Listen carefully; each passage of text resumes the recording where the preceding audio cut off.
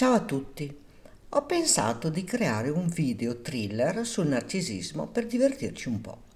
Sarà un'esperienza coinvolgente, con una trama avvincente, piena di misteri e colpi di scena. Ma non è tutto. Ci sarà anche un premio in palio per chi riuscirà per primo a indovinare chi è l'assassino e possibilmente anche il movente. Preparatevi a mettere alla prova il vostro intuito e a immergervi in una storia ricca di suspense. Ma attenzione, per partecipare al gioco, il nome dell'assassino e il movente dovranno essere preceduti dall'hashtag NarciLolThriller e scritti nei commenti sotto il video. Il primo che indovinerà correttamente riceverà a casa un gadget come premio. Il nome del vincitore del premio verrà annunciato una settimana dopo la pubblicazione del video. Siete pronti? Bene, iniziamo. Il ritorno. Era una calda sera d'estate, quando la famosa scrittrice di gialli, Laura Ferri, ritornò nella sua città natale, San Leo. Dopo aver trascorso anni a Parigi, aveva deciso di ritirarsi nel piccolo paese dove era cresciuta. Le strade lastricate, le case antiche e l'atmosfera tranquilla sembravano ideali per trovare l'ispirazione per il suo prossimo libro. Laura aveva affittato una villa isolata, Villa delle Rose, in cima ad una collina che dominava il paese. Era una dimora antica, carica di storie e di misteri, perfetta per immergersi nel lavoro. La casa era appartenuta ad un ricco mercante del XIX secolo, che si diceva fosse morto in circostanze misteriose. L'incontro. Un giorno, mentre passeggiava per le strade del paese, Laura incontrò un vecchio amico d'infanzia, Andrea Rizzi.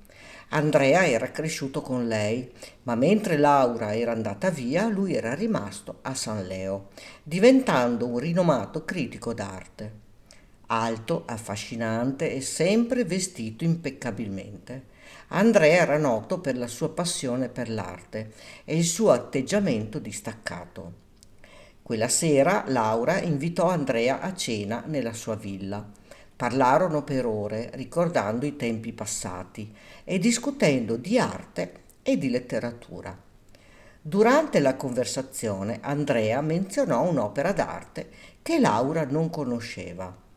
Lo specchio di Narciso, un quadro misterioso che si diceva fosse maledetto. Andrea era ossessionato da quel quadro e lo cercava da anni. L'invito. La settimana seguente Laura ricevette un invito per una serata di gala presso il museo locale dove Andrea stava organizzando una mostra.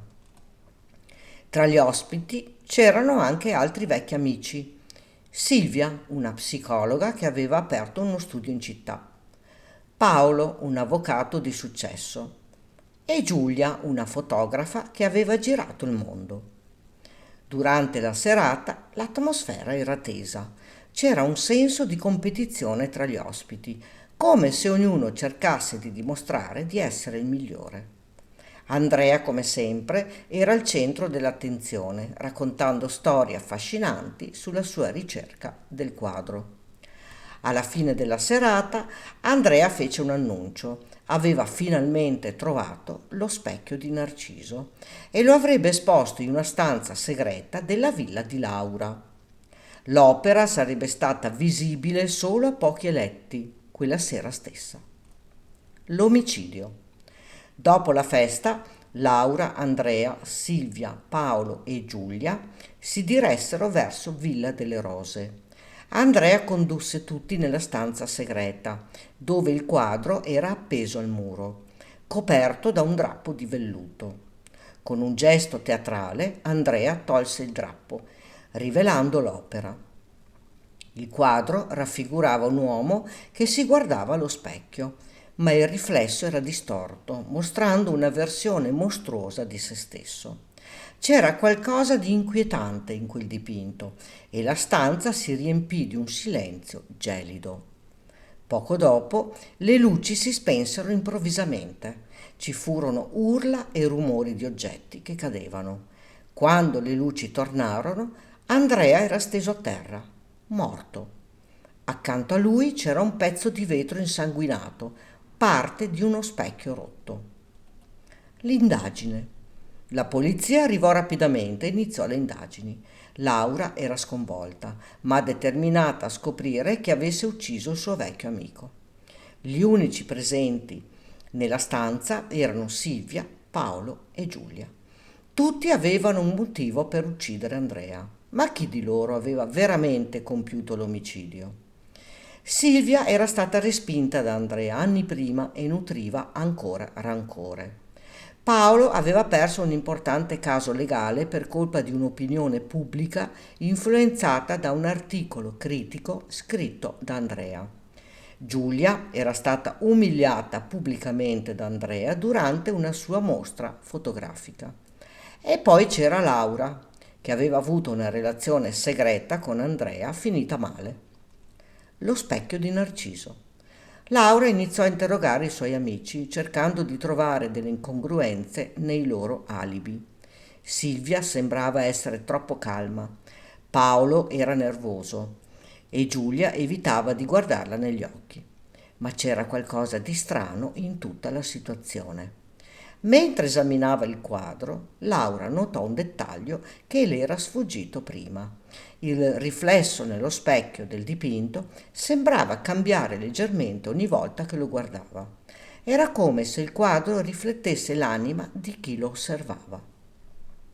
Improvvisamente Laura capì. Il quadro non era solo un'opera d'arte, era un test. Rivelava la vera natura di chi lo guardava. Così Laura convocò i suoi amici nella stanza del delitto e svelò la sua scoperta. Lo specchio di Narciso era uno specchio che rifletteva l'oscurità interiore di chi lo osservava.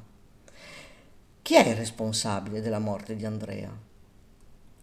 Desidero ricordare che il nome dell'assassino e il movente dovranno essere preceduti dall'hashtag NarciLolThriller e scritti nei commenti sotto al video.